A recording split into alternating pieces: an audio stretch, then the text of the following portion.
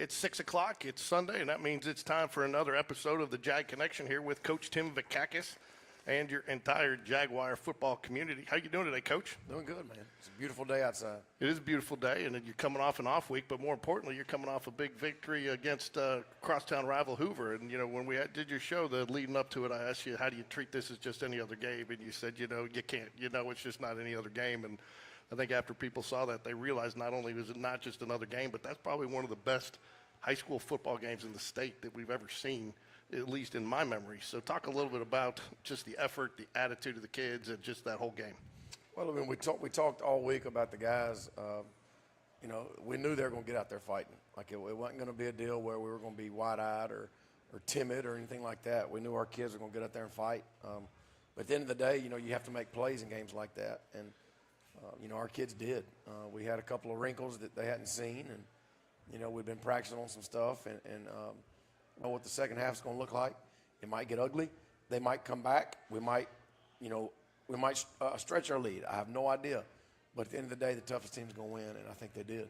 Yeah, for both teams, both those offenses, that lead that you win at halftime was not an insurmountable lead. It was basically, almost a one-possession game still at that point, even though on the scoreboard it wasn't, but a lot of time, explosive offense. But one other thing I think that, and we'll get to some plays here in a minute, but one thing that I kind of took away from that game was explosive plays. It really felt like you guys limited. And Hoover, if you look at all their scores, they ended up getting them from within the red zone. You made them take chunks and take time, and you made them really work for their scores. Even though they picked up some plays with that talent, you tried to minimize it with that. You guys were able to take the chunks when you needed them, but also had the explosive play added in there, and I think that really came down to be some of the difference in that game. It did. We talked all week about limiting big plays on defense, and they're going to get their plays. They're just too good. They're too talented.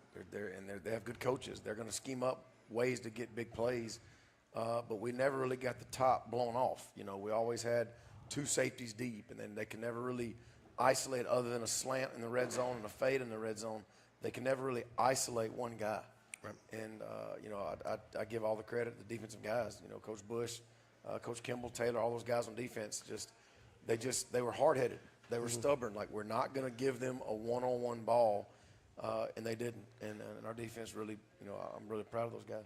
We'll see it here in a play. And one last thing about defense, but, Coach Bush did concede kind of, he goes, they were gassed. But they weren't gassed because they weren't conditioned. They were gassed because they left it all out on that field. But a credit to you and your staff because you did get that. A lot of people want to drop back into a deeper coverage and leave the underneath stuff. You still went with a four-man front, four-man rush. You had your linebackers up there, two deep safeties. And their athletes, if you give them time, they are going to pick it down. And all it takes is one block, one slip downfield, and you lose that game. Yeah, Coach Bush, one of the stunts they ran Friday night, he didn't show me. Because I think if he knows if he would have showed me, I'd have been like, there's no way you're calling that in a game. They were drawing up some stuff all week, and they practiced some different blitzes and pressures. But like you said, you have to. You can't just sit back and let those guys run to windows and throw to windows. Like, you have to, move them around. And, they just did a really good job, and our kids bought into it, and they just play with relentless effort, and they tackle well. That's one thing. They did a good job of tackling.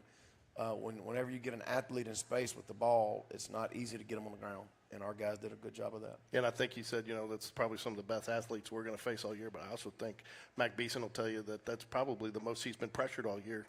And we did a lot to control that pocket and kind of force him to play the game on our time frame rather than his own. Yeah, I mean, you can't let him sit back there and just pick you apart because he will. And he's a good player. And those receivers, you can't give them one-on-one coverage a lot, because they're going to win. Mm-hmm. They're going to win jump balls. They're going to win go balls. And anyway, so our kids played well. Defensive coaches did a great job of keeping everything and just letting us play the next play.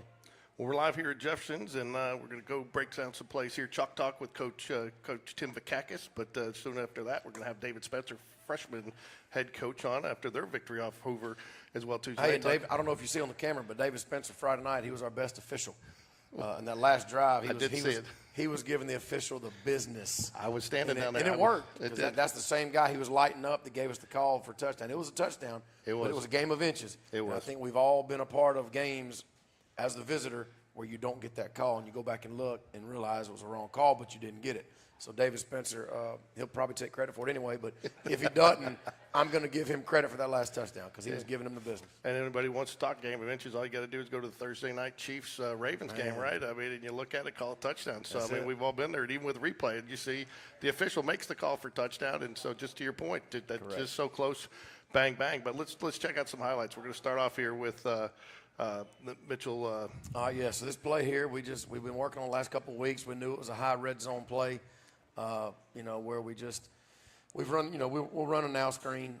We kind of had tryouts, and Mitchell Frazier, obviously with his baseball background, he took his glove off, which I was hoping they didn't see. But with his baseball background, we said, all right, let's let Mitch do it. And Andrew had to get out there and protect him. And then CJ, we just said, you got to go get behind them all. And Mitch will throw it up, let him go get it. As easy as that. I wasn't going to bring it up in case you run the play again later in the year, but I did ask Mitchell about that. What did you throw on the ground? He said his glove, but he said he did it on purpose. He held it in his hand until the play started to not sell it, and that's why he did it. And he did that on purpose. He told me because I asked him, and he had the forethought to, hey, I'm going to hold it in my hand, so they don't see him take it off and throw it before it. So that's why he threw it. But I wish I could say we told him to do that, but he's just a lot smarter than I am. So that was a good move. But part of what sets up this play right here is that block too. You can't make that play without that block. And again, those are the things that kind of go unnoticed when you're talking the box score. And also little things. Brock Bradley's got to throw that ball backwards. You can't throw it forward. So he did a good job of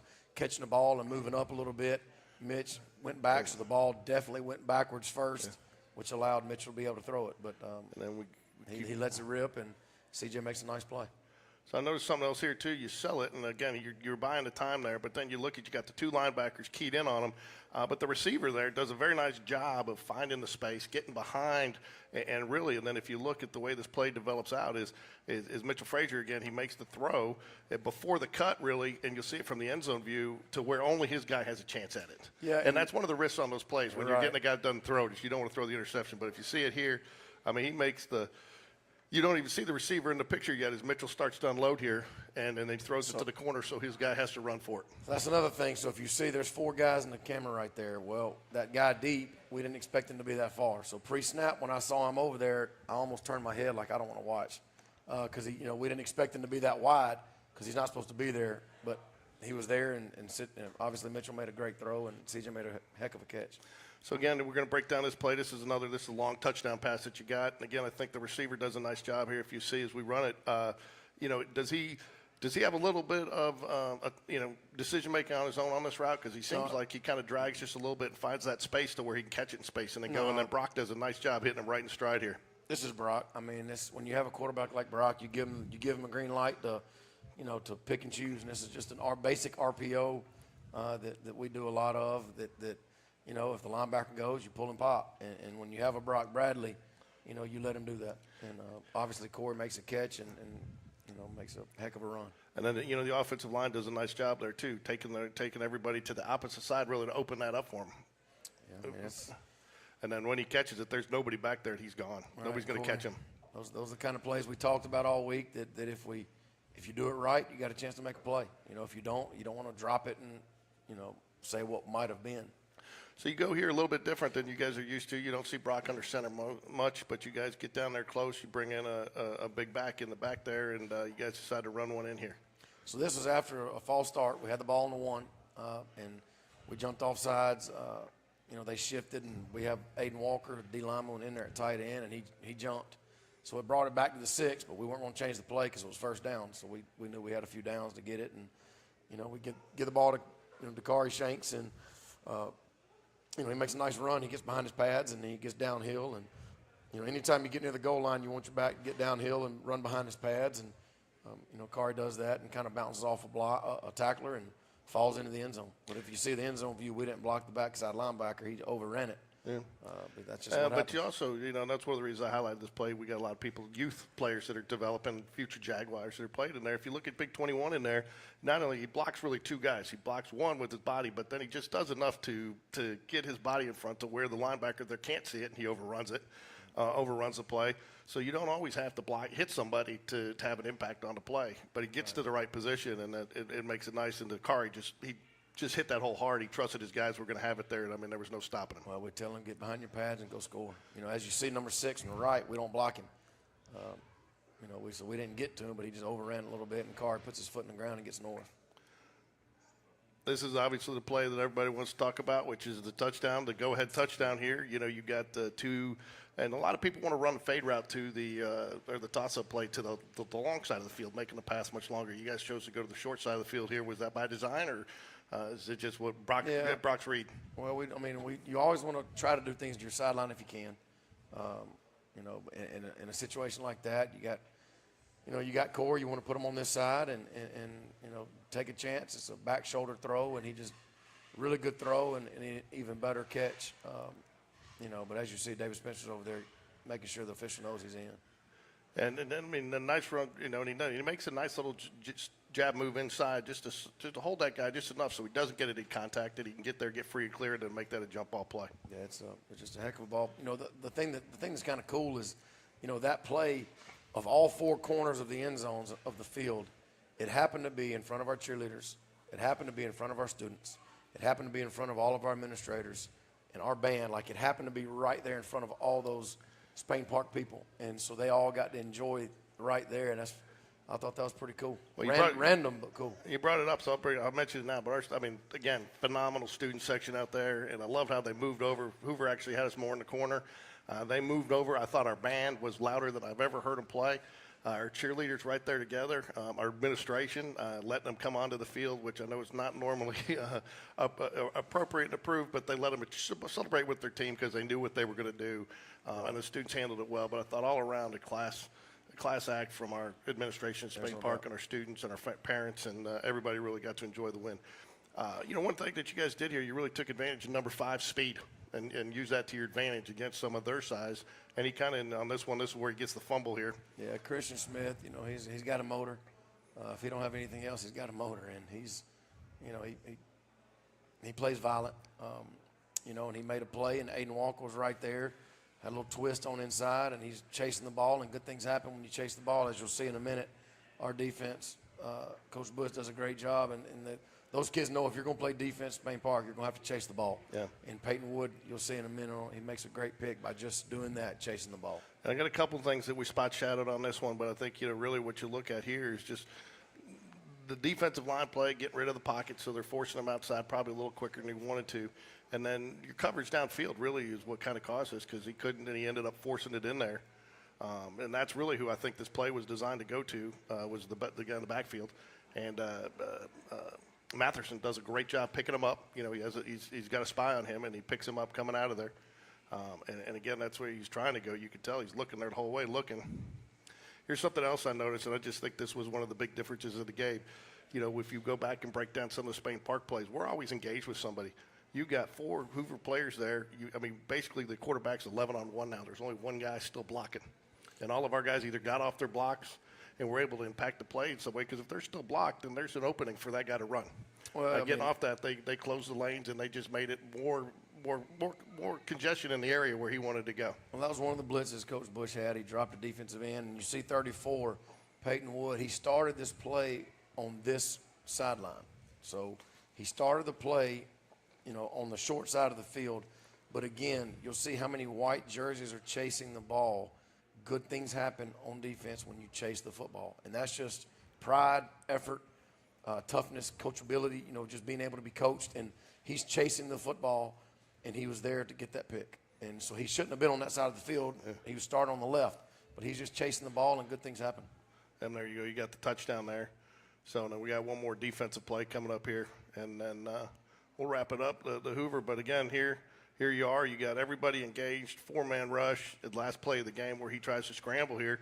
Your linebackers dropped out a little bit, but not enough. And so when he scrambles, and, again, to your point, the defensive end who it actually comes in and makes a tackle from behind here.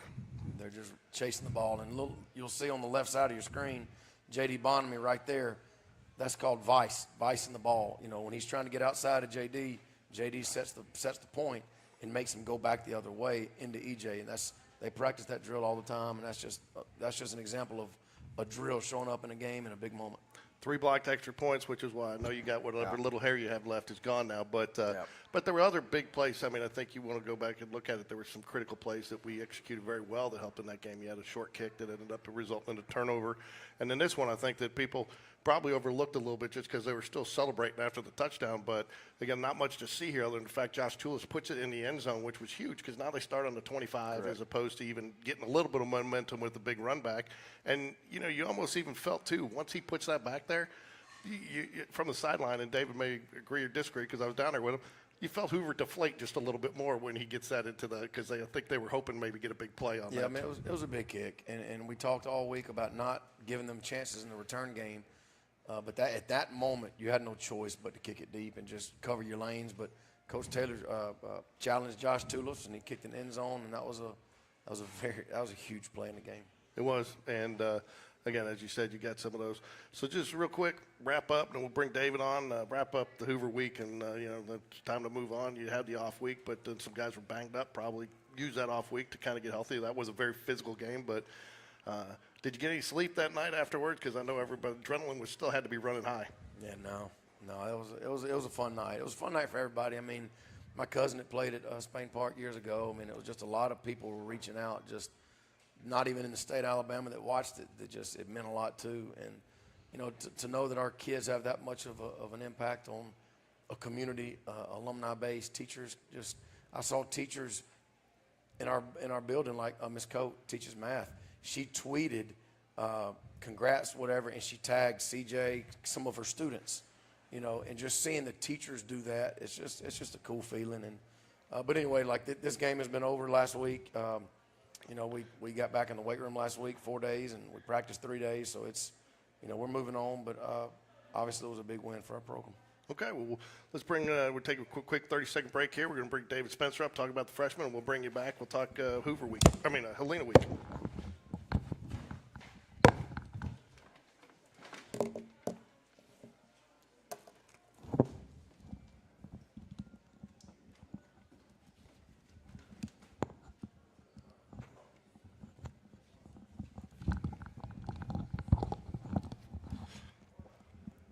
You got it, Dave? I'm ready to go. Yeah. All right. Had to plug in the laptop there. I forgot to do that earlier. So I'm joined now by Spain Park freshman head coach David Spencer, but you're a jack of all trades, baseball coach, football coach. You even coached a little bit of girls basketball with me several years ago. Well, yeah. I think you got me a technical too one game.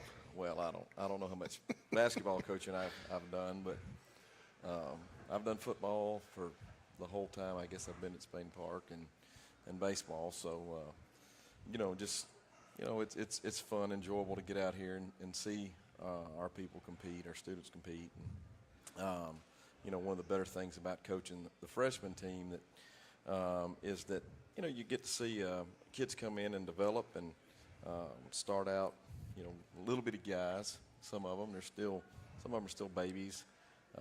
And then you get to see, like at the game the other night, Tim was talking about me down there at the goal line, but really what that was is Aiden jumped off sides, but they were in the neutral zone on every one of those extra points, and it's hard to cut a guy off when they're lined up that way. So I just felt that I needed to go down there and make sure he knew what was going on, just in case he didn't have everything under control. I had to come down there and point it out because they're lined up, and I've seen us over there have games 21-0 before. And, he's talking about his cousin. He was a player on that team. And next thing you know, it's 21-21. We get beat 24-21 several years ago. So I get a little animated, I guess, sometimes. But, looking at that. But some of those seniors, I was so excited for them because they were, when they were freshmen, they kind of didn't get a good hand dealt to them in terms of where we were in the program. And man, I was excited for them. And so just seeing that and seeing their success and them staying with it during a tough time where we were, and then seeing that, come to fruition, that's a big deal. And so I may have been a little more amped up than normal, but, I'm a Spain Park guy. That's what I – Well, I don't think there's anybody out there that can accuse you of not being passionate about this about sports at Spain Park. Not only that, but the facilities. For a number of years, you've been helped take care of our facilities, and actually, taught our students how to do it. In fact, real quick, I know this isn't football related, but my son, that was one of the things, they loved the new turf field, but he said, Dad, we really enjoyed taking care of that field, and they took a lot of pride in it.